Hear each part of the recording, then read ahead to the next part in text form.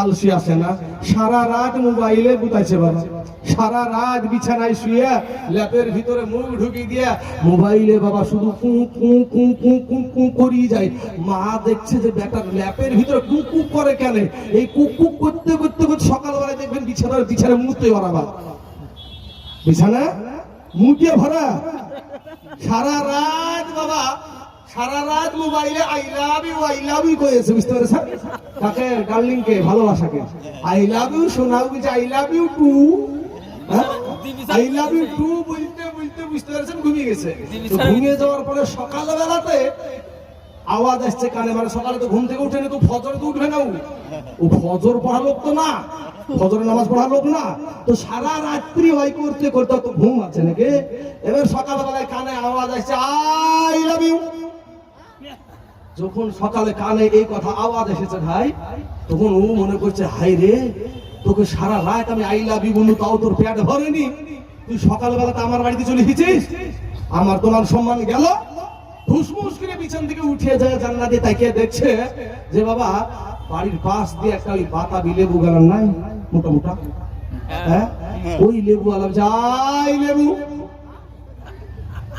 বুঝতে পারলেন না? যুবকেরা হাসছে, যুবকেরা হাসছে, হ্যাঁ মানে ও লেবু বিক্রি করছে, ও আই লাভ ইউ শুনছে, বুঝলেন না? সারাদিন মান মোবাইল টিপে, কিন্তু এখানে একটু বসে থাকতে বাবা মানা ধরে যায়। কত রকমের কত বাহানা, যত আল্লাহর ইবাদতের যত জায়গাতে যাচ্ছে শুধু বাহানা আর বাহানা।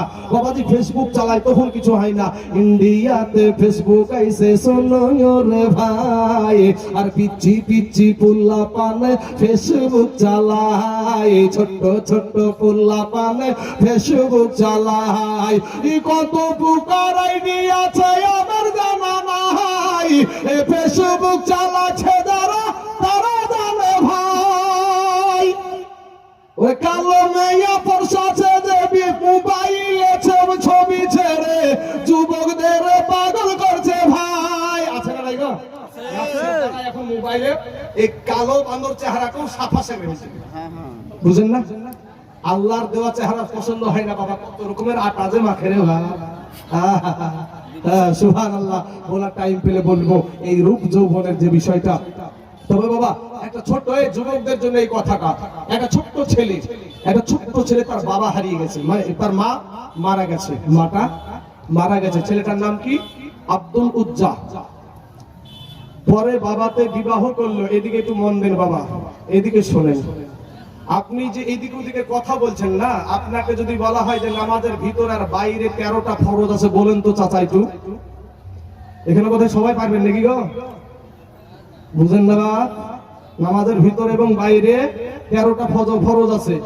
যদি বলা হয় গোসলের ফরজ কয়টি, বিয়ে তো আমরা অনেকেই করেছি নাকি? শরীর নাপাক হয় না? হয় না? হয়তো শরীর নাপাক হয়, গোসল ফরজ হয়তো। এখন যদি জিজ্ঞেস করে ভাই গোসলের ফরজ কটা, এক এক করে যদি জিজ্ঞেস করি, কোন দিকে বেশি যাবে গো? জানার দিকে বেশি যাবে না জানার দিকে বেশি যাবে? Gang gang gang gang gang gang gang gang করতে করতে বাবা মাথা একবারে সেই উঁচিয়া টুপি একবারে পীর সাহেব সাইজে বিয়ে করতে গেছে। তো বিয়ে করতে যাইয়া বুঝতে পেরেছেন এখন বিহার আসরে বসেছে, ইমাম সাহেব এসেছে। তো ইমাম সাহেব যতক্ষণ পর্যন্ত কালেমা না বলে ততক্ষণ পর্যন্ত মুখ দিয়ে কালেমাই বার হয় না। কালেমা কি সেটাই জানে না।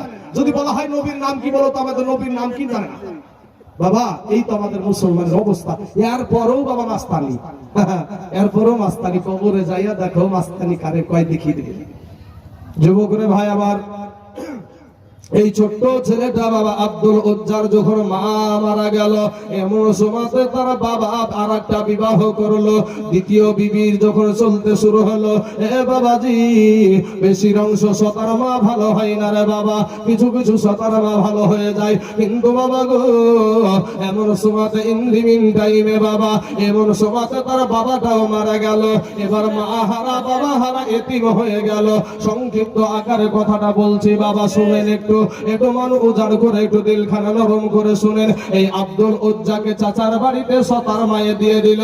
চাচার বাড়িতে যখন সতার মায়ে দিয়ে দিল, বলে চা ভাই আপনার এই ভাতিজাকে আপনার খানে খোরাক দেওয়ার মতন আমার কোনো শক্তি নাই, অতএব আপনার ভাতিজাকে আপনি পালন করেন। এই ছোট্ট ভাতিজা বাবারে চাচার বাড়িতে থাকতে শুরু হয়ে গেল। চাচা এখন মূর্তি পূজারি, চাচা কিন্তু মূর্তিকে পূজা দেয়, বাবা ভাতিজাও মূর্তিকে পূজা দেয়, তারা লাত মানাতকে মালা দেয়, ভাতিজাও লাত মানাতকে মালা দেয়।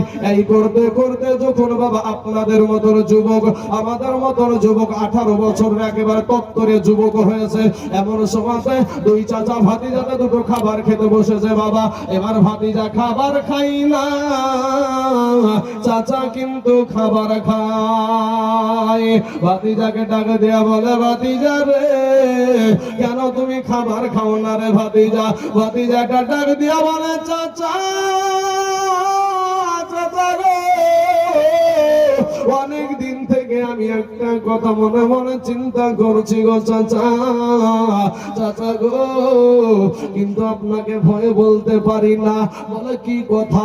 বলে চাচা ওই আব্দুল্লাহর বেটা মুহাম্মদ সাল্লাল্লাহু আলাইহি ওয়াসাল্লাম মানুষটা কেমন গো চাচা?